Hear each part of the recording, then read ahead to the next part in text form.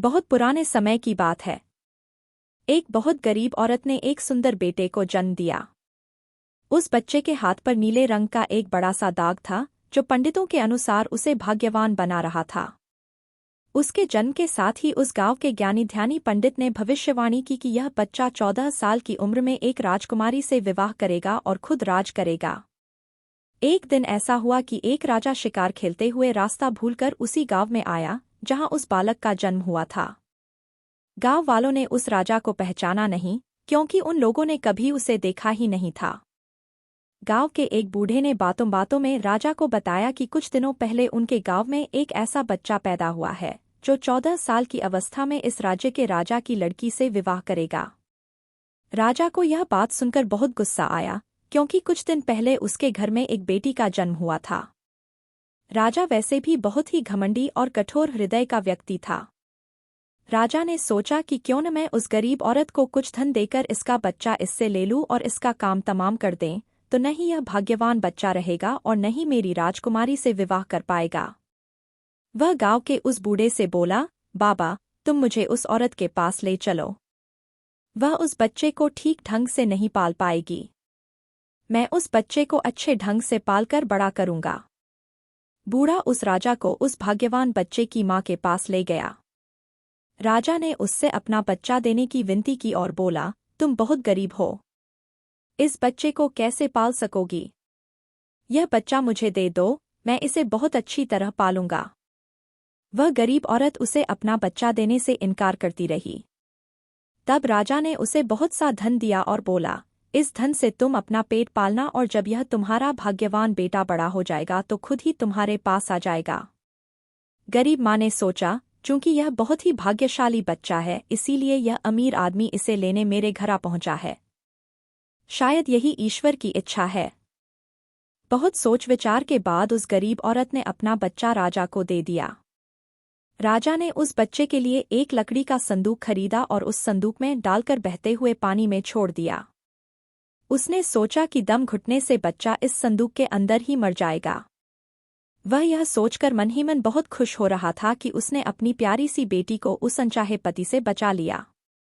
मारने वाले से बचाने वाला बड़ा होता है। यही उस बच्चे के साथ भी हुआ। वह लकड़ी का संदूक बहते बहते एक पंचक्की में जाकर अटक गया। उस पंचक्की पर काम करने वाले नौकर ने जब वह लकड़ी का बक्सा देखा तो बहुत खुश हुआ।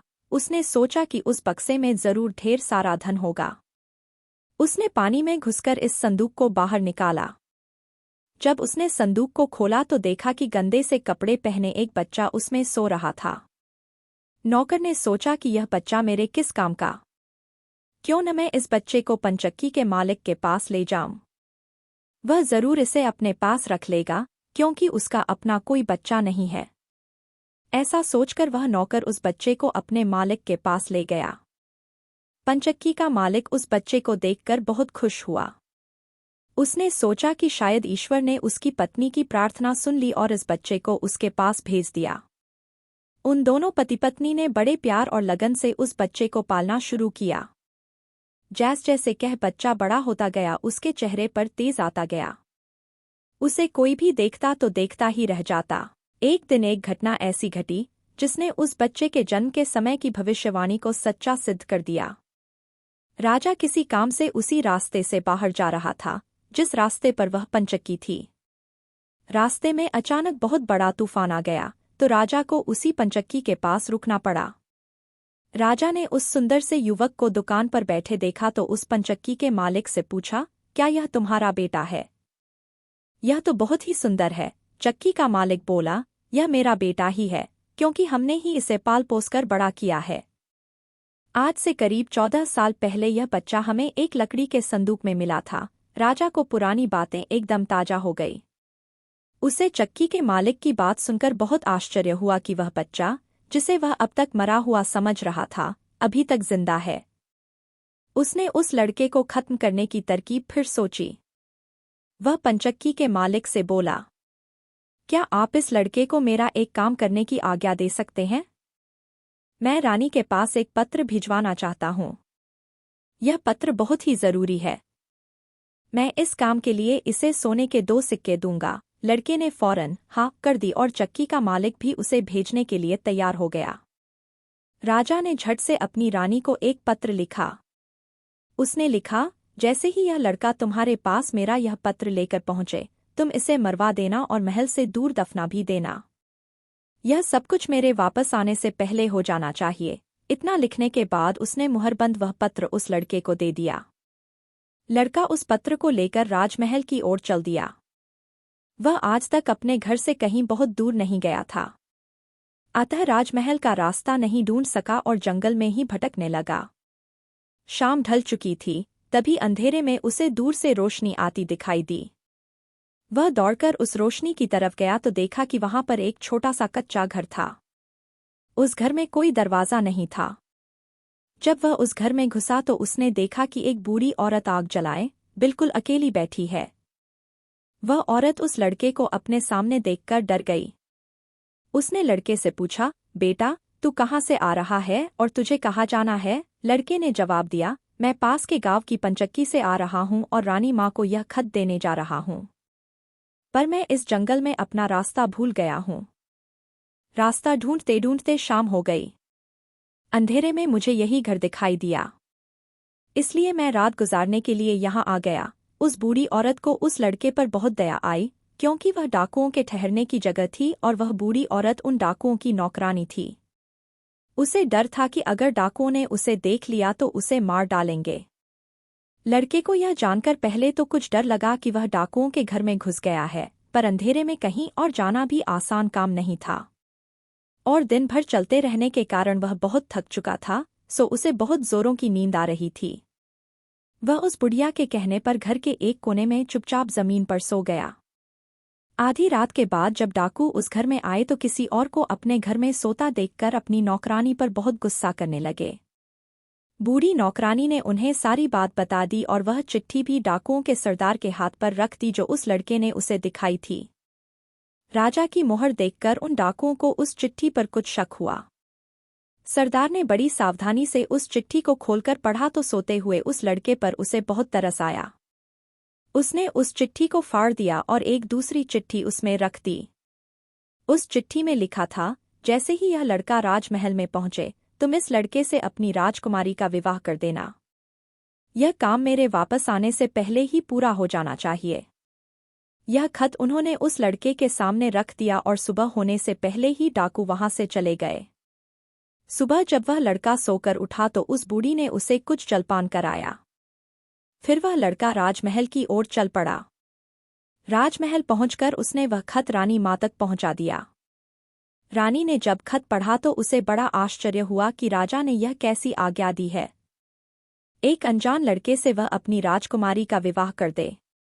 खत पर राजा की मोहर लगी हुई थी, अतः यह कोई धोखा भी नहीं हो सकता। राजा के वापस आने से पहले ही उसे अपनी बेटी का विवाह इस लड़के से करना था। रानी ने लड़के को अपने पास बुलवाया। उसका भोला भाला और सुंदर चेहरा उसे बहुत पसंद आया और उसने अगले ही दिन उससे अपनी बेटी का विवाह कर दिया। लड़का राजकुमारी के साथ सुख से उस महल में ही रहने लगा।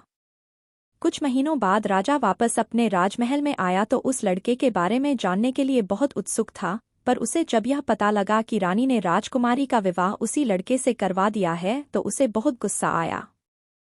जिस बात को वह नहीं होने देना चाहता था, उसकी पत्नी ने वैसा ही कर दिया। उसने अपनी पत्नी से वह खत मांगा। राजा ने उसमें उस लड़के से राजकुमारी के विवाह की बात लिखी देखकर हतप्रभ रह गया। उसे लड़के पर शक हुआ कि वह पढ़ा लिखा है, जरूर रास्ते में खत बदल दिया होगा। उसने लड़के को अपने पास बुलवाया और उसे सच्चाई बताने की आज्ञा दी। लड़का बोला, हे राजन, मुझे कुछ नहीं पता कि इस खत में आपने क्या लिखा था, क्योंकि मैं तो इसे ऐसा ही लेकर आ गया। हाँ, जंगल में मैंने एक पुराने घर में रात जरूर गुजारी थी, क्योंकि मैं राजमहल का रास्ता नहीं ढूंढ पाया था और जंगल में भटक गया था। राजा को उस लड़के की बात पर विश्वास नहीं हुआ। वैसे भी राजा को उस लड़के से बहुत नफरत थी। वह नहीं चाहता था कि उसकी बेटी से शादी करने के बाद वह इस राज्य का राजा बने। वह लड़के से बोला, मेरी गैरहाजिरी में रानी ने मेरी बेटी की शादी तुझ कंगाल से कर दी है, पर मैं इस शादी को तब तक अपनी सहमति नहीं दूंगा जब तक तू मुझे शैतान के 3 सोने के बाल नहीं लाकर देगा। जब तू ये 3 सोने के बाल मुझे देगा तभी सही मायने में उसका पति बन पाएगा। राजा ने ऐसी असंभव शर्त इसलिए रखी थी कि 3 सोने के बाल ढूंढते ढूंढते ही यह लड़का कहीं मर खप जाएगा। इस प्रकार उसे इस लड़के से अपने आप छुटकारा मिल जाएगा। अब लड़के के आगे राजा की आज्ञा का पालन करने के अलावा कोई और रास्ता नहीं था, क्योंकि अगर वह राजा की आज्ञा का उल्लंघन करेगा तो भी राजा उसे मरवा देगा। इससे अच्छा है कि बाहर जाकर ढूंढने पर शायद वह 3 सोने के बाल लाने में सफल हो जाए। वह अगले दिन मुंह अंधेरे ही शैतान के सोने के बाल ढूंढने निकल पड़ा। चलते चलते वह एक बड़े शहर में पहुंचा। शहर की सीमा पर एक बड़ा सा गेट था, जिस पर हथियारबंद सिपाही पहरा दे रहा था। सिपाही ने उस लड़के से पूछा, यहाँ तुम्हारा क्या काम है? क्या तुम कुछ समझते और जानते हो? लड़का बोला, मैं सब कुछ समझता और जानता हूँ। सिपाही बोला, अगर तुम सब कुछ जानते हो तो हम पर भी एक मेहरबानी करो। हमें भी बताओ कि शहर की सीमा पर यह जो कुआं है, पहले इससे मीठा पानी निकलता था, पर अब इसमें पानी ही नहीं है। यह सूख गया है, क्यों? लड़का बोला, अभी तुम थोड़ा सब्र करो। जब मैं अपना काम खत्म करके वापस आऊंगा तो तुम्हें बताऊंगा।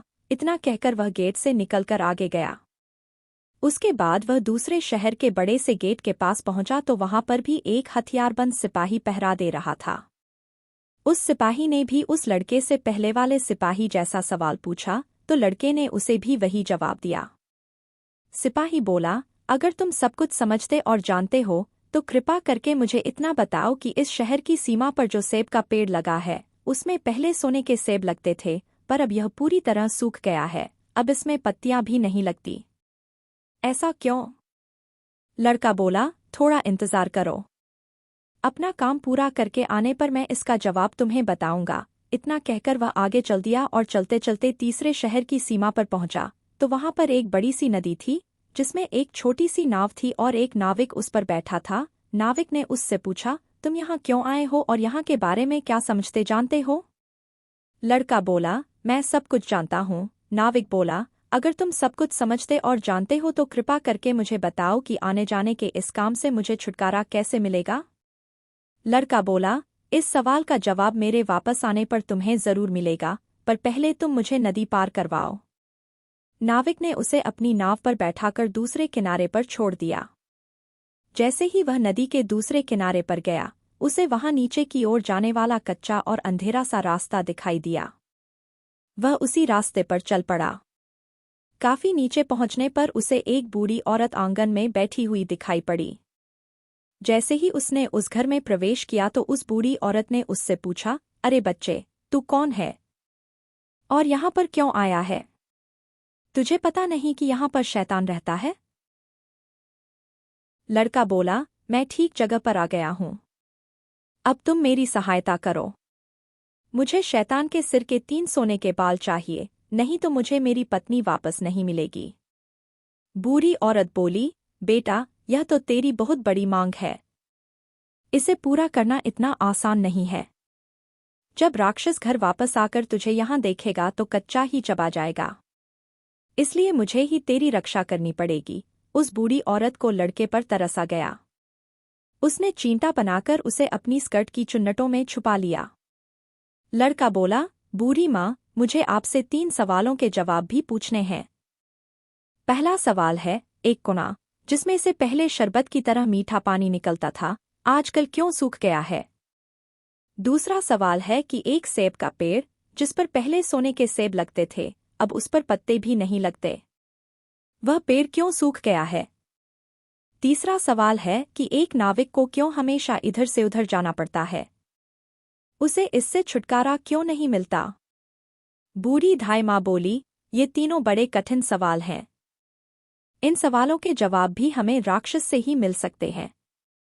मैं तेरे लिए यह कोशिश भी जरूर करूंगी, पर अब तू चुपचाप छुप जा, नहीं तो जिंदा नहीं बच सकता। शाम को राक्षस घर पहुंचा। अंदर घुसते ही उसने शोर मचाना शुरू कर दिया, मुझे अपने घर में किसी मनुष्य की गंध आ रही है। आज जरूर कुछ गड़बड़ है। यहाँ कौन आदमी आया था? इतना कहकर उसने पूरे घर में झांक कर देखा, पर उसे कोई भी मनुष्य नहीं मिला।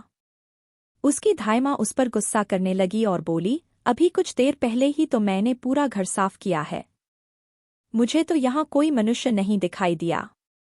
लगता है तेरी नाक में ही मानस गंध घुस गई है। चुपचाप आराम से बैठ और भोजन कर। राक्षस को जब कोई मनुष्य नहीं मिला तो उसे अपनी धाई माँ की बात पर विश्वास करना पड़ा। वह चुपचाप खाना खाकर वहीं जमीन पर बिछी हुई बड़ी सी चटाई पर लेट गया। लेटते ही उसे नींद आ गई। उसकी धाई माँ भी आज उसके पास बिछी दूसरी चटाई पर लेट गई, क्योंकि आज उसे उस राक्षस के बालों से उसके सोने के 3 बाल तोड़ने थे। जब राक्षस नींद में जोर जोर से खटी लेने लगा तो धाई माँ ने उसके सिर से सोने का एक बाल उखाड़ लिया। राक्षस दर्द से कराह उठा, ओ माँ, तू यह क्या कर रही है? मेरे बाल क्यों खींच रही है? धाई माँ बोली, बेटा, मैंने अभी भयंकर सपना देखा तो डर के मारे तेरे बाल पकड़ लिए। राक्षस बोला, ऐसा कौन सा सपना था जिससे तू इतना डर गई? बूढ़ी धाई माँ बोली, मैंने सपने में देखा कि बाजार वाला कुआं जिससे शरबत निकलता था अब सूखा पड़ा है। इसमें किसका कसूर है? राक्षस बोला, इसे सिवाय मेरे कोई नहीं जानता। उस कुएं के नीचे एक बड़ा सा पत्थर है और उसी पत्थर के नीचे एक बड़ा सा मेढक रहता है। अगर उस बड़े से मेढक को मार दिया जाए तो उस कुएं से फिर से शरबत निकलना शुरू हो जाएगा। इतना कहकर राक्षस फिर जोर जोर से खटी भरने लगा। धाई माँ को जब विश्वास हो गया कि राक्षस पूरी तरह से सो गया है तो उसने उसके सिर से सोने का दूसरा बाल उखाड़ लिया। राक्षस फिर जोर से चीखा, ओ माँ, यह तू क्या कर रही है? धाई माँ बोली, बेटा, बुरा मत मान, मैंने फिर से एक अजीब सा सपना देखा था, तभी डर के मारे तेरे बाल मेरे हाथ में आ गए। राक्षस ने पूछा, ऐसा कैसा सपना था जिससे तू इतना डर गई थी? बूढ़ी माँ बोली, मैंने सपने में देखा कि उस राज की सीमा पर जो सेब का एक पेड़ है जिस पर पहले सोने के सेब लगते थे अब सूख गया है। इसके सूखने का क्या कारण है? राक्षस बोला, इस पेड़ की जड़ में एक चूहा रहता है जो इसकी जड़ों को काटता रहता है। अगर उस चूहे को मार दिया जाए तो वह पेड़ फिर से सोने के सेब देने लगेगा। पर अब तू मुझे अपने सपनों से परेशान मत कर, मुझे चैन से सोने दे। इतना कहकर थोड़ी देर बाद वह राक्षस फिर जोर जोर से खर्राटे लेने लगा। जैसे ही बूढ़ी माँ को लगा कि राक्षस सचमुच सो गया है तो उसने तीसरी बार सोने का बाल उखाड़ लिया। अब तो राक्षस गुस्से से आग बबूला हो गया और धाई माँ को खरी खोटी सुनाने लगा। धाई माँ उसे शांत करने की कोशिश करने लगी, फिर बड़े प्यार से बोली, बेटा, मैं इन अजीब अजीब सपनों का क्या करूं? अभी अभी मैंने फिर से एक अजीब सपना देखा। राक्षस बोला, ऐसा कौन सा सपना देखा? जल्दी कह, मुझे जोर से नींद आ रही है। बूढ़ी माँ बोली, मैंने सपने में देखा कि मुझसे एक नाविक शिकायत कर रहा था कि उसे हर समय इधर से उधर जाना पड़ता है। उसे इससे छुटकारा क्यों नहीं मिलता? इसमें उसका क्या कसूर है? राक्षस बोला, वह नाविक मूर्ख है। जिस दिन वह किसी और आदमी के हाथ में अपना चप्पू दे देगा उसे हर रोज के आने जाने से छुटकारा मिल जाएगा। इतना कहकर राक्षस फिर से अपनी चटाई पर लेट गया और खर्राटे लेने लगा। अब धाई माँ ने उस लड़के को अपनी स्कर्ट से निकाला और उसे 3 सोने के बाल देकर बोली, अपने तीनों सवालों के जवाब तो तू सुन ही चुका है, अब ये ले 3 बाल और तुरंत यहाँ से भाग जा। लड़के को असली रूप में करने के बाद धाई माँ ने झटपट उसे घर से बाहर निकाल दिया। लड़के ने हृदय से उसको धन्यवाद दिया और अपने ससुर के राज्य की ओर चल पड़ा। रास्ते में उसे फिर वही नाविक और पहरा देते हुए दोनों सिपाही मिले। नाविक ने जब उसे दूसरी ओर उतारा तो वह लड़का बोला, तुम अपना यह चप्पू किसी और के हाथ में दे देना, तभी तुम्हें इस रोज रोज के आने जाने से छुटकारा मिल जाएगा। जब सिपाही को उसने उसके प्रश्न का उत्तर बताया तो उसने बहुत सा धन एक गधे पर लादकर उस लड़के को इनाम के रूप में दिया। वह उस धन से लदे हुए गधे को लेकर जब पहले सिपाही के पास पहुंचा तो उसे भी उसके प्रश्न का उत्तर बताया। उस सिपाही ने भी बहुत सा धन एक गधे पर लादकर उसको इनाम दिया। अब वह सोने के 3 बाल और 2 गधों पर ढेर सारा धन लेकर अपने ससुर के पास पहुंचा तो उसे देखकर राजा हैरान रह गया। तीनों बाल और धन से भरे हुए 2 गधों को देखकर राजा ने उससे पूछा, तुम्हें यह इतना ढेर सारा धन कहाँ से मिला? लड़का बोला, मैं नदी के उस पार गया था। वहाँ मुझे बहुत सारा धन मिला। उसमें से कुछ धन मैं अपने साथ ले आया। राजा को लालच आ गया। वह लड़के से बोला, क्या मैं भी नदी के उस पार से तुम्हारी तरह कुछ धन ला सकता हूँ? लड़का बोला, क्यों नहीं? उस नदी में नाव पर एक नाविक बैठा है, जो अपनी नाव से आपको उस पार ले जाएगा, पर आप उसका चप्पू उससे लेकर नाव को खुद चलाएंगे तो नदी की दूसरी ओर पहुंचकर ढेर सारा धन ले आएंगे। लालची राजा इतना सुनकर नदी की ओर चल पड़ा। वहां सचमुच ही एक छोटी सी नाव पर एक नाविक बैठा था। राजा उस नाविक के पास गया और उसके हाथ से उसका चप्पू लेकर खुद नाव चलाने लगा। अब उस नाविक को रोज के आने जाने से छुटकारा मिल गया और राजा को उस नाविक की जगह हर समय नाव पर इधर से उधर जाने की सजा मिली।